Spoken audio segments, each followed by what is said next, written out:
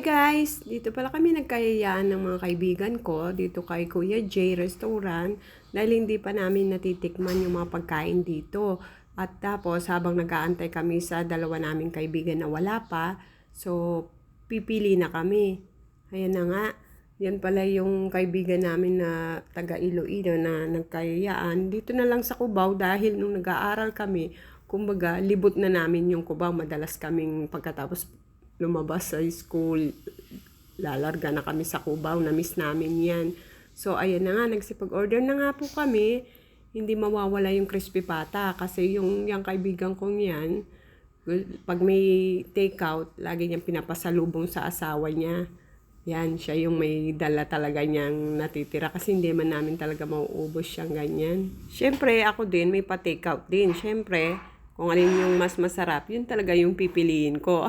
Siyempre, talaga mga kaibigan na hindi na nahihiya eh. Sanay na kami sa isa't isa, yung mga ugali namin, alam na nila.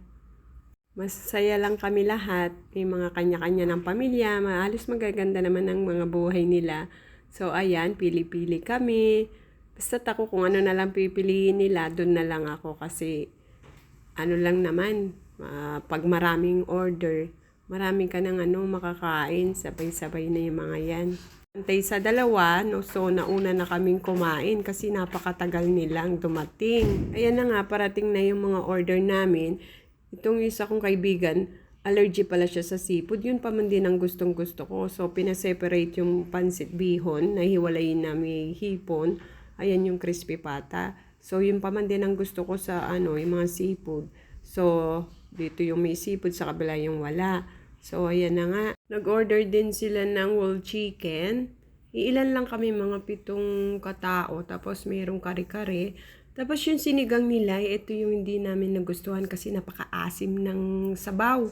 Yan, nag-order din ng isda. At nag-order na rin ako ng mango juice dahil inuubo ako, hindi ako pwede sa halo-halo. Dahil hindi nabusog itong aking kaibigan, umorder pa siya ng bilo-bilo. Dahil sabi niya, hindi, kung i-rate namin sa mga nauna naming kinainan, mas masarap pa si mga nauna. Ito, tama lang, kaya nakapag-order siya ng bilo-bilo uli. Pero yung bilo-bilo masarap naman. Iyan ko daw siya at di niya mauubos. So, tinikman ko na nga, ito nga. Kumuha ako ng 2 bilo-bilo, kulay ube at isang saging. Masarap naman ito. Tapos nag-order pala sila ng scallop. So halos ako rin ang kumain nun. Ano siya, baked scallop na may cheese. Masarap naman, mahihina lang kumain ng mga ito. Tapos in-orderan din namin yung mga kasamahan naming parating ng halo-halo. So yan lamang guys, paki-follow na lang para sa mga update. Salamat po sa panonood.